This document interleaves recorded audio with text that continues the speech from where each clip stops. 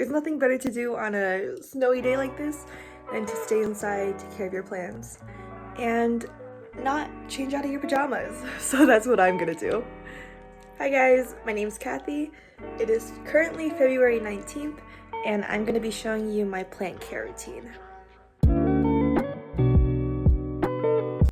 So basically what my process is that every 3 or 4 days, depending on how lazy I feel, I will go around and check every single plant with my moisture meter.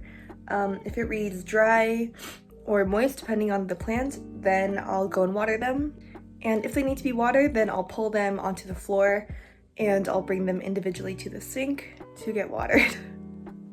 I think that having a schedule of just watering twice a week really works for me, just because when they say that like a plant needs water once a week, that stresses me out, because then I gotta remember when's the last time I watered it, how long has it been since I checked on it. So by checking every single plant, then any plants that need to be watered, say twice a week, they will get watered twice a week, because then I'll check them and they'll get watered twice a week.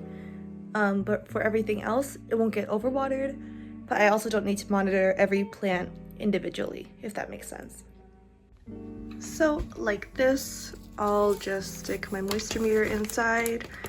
It's a calathea, so it's fine being over here. And this one doesn't need to be watered, and I'll show you what it looks like when a plant needs to be watered. I usually go to the bottom of the pot using the moisture meter just to make sure that I'm not going to be overwatering it, because that's how I kill plants. So like for my spider plant, this guy usually dries out every time I need to water, because it's in a ceramic pot. So this is at about a 1, so this definitely needs to have a drink. And then I'll just pull it and put it on my floor like that. I'm not gonna bore you with every plant, so here's a time lapse in 3, 2, 1.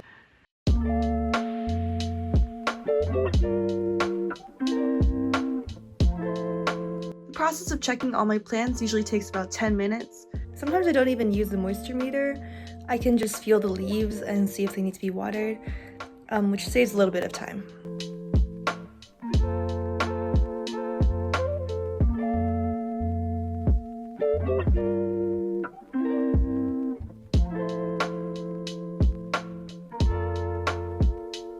So I've picked out all the plants I need to water, and it looks like this. So a little bit overwhelming, please ignore any mess that you see. I really need to clean my room. But yeah, so today is a pretty big watering day, and I'll bring these guys over to the sink. So I'll usually put back my moisture meter and grab my fertilizer as well as my distilled water for my calatheas. So welcome to my bathroom.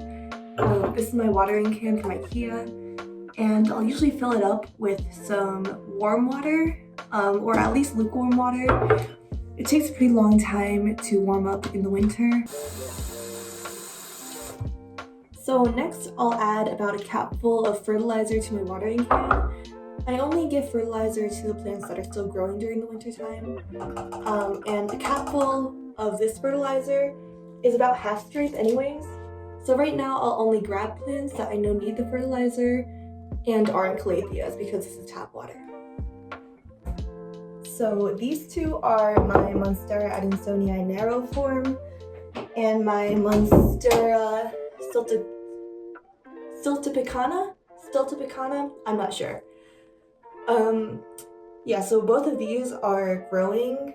This guy actually had a few leaves yellow out, so I wanted to make sure I gave it some fertilizer during the winter time because it's growing like crazy. And this guy has grown super long as well. So let's water them. And watering is pretty normal for me. Just making sure to soak the entire thing, waiting for it to drain out the bottom. And yeah, let's see. Yeah, sometimes I let these guys dry on my sink side just so that I don't ruin my entire room with plant drippings. But I think it's a good tip to group your plants in terms of your water. So plants that need distilled water, like dracaenas and calatheas, bring them in all at one time. Plants that need fertilizer, or plants that just are cool with regular tap water for now. So I have quite a few more plants to water like this, so let's go in time lapse. In some clips you'll see me like shaking the plant up and down, and I do that just to let any excess water drain out quicker, but this also gives me a chance to see if there's any pests or any problems going on with the plant.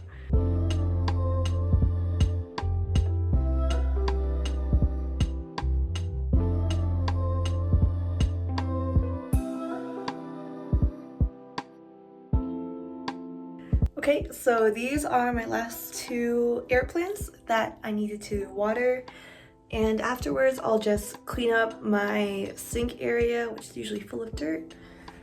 And as I put back my plants, or as I water my plants, I'll usually put them back as well, just so that when I go back, then I don't have to do anything anymore.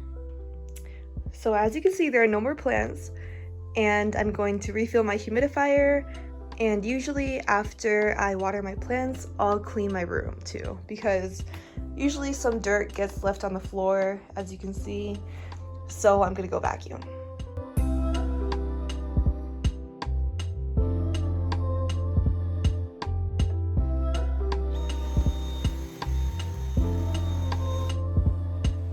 So I am done watering my plants and cleaning my room, and let me tell you, there is no better feeling than knowing that your room is clean and that you won't need to worry about your plants for another 3-4 days-ish. So that's gonna be it for today. I hope you guys enjoy my baby Yoda, and I will see you guys next time.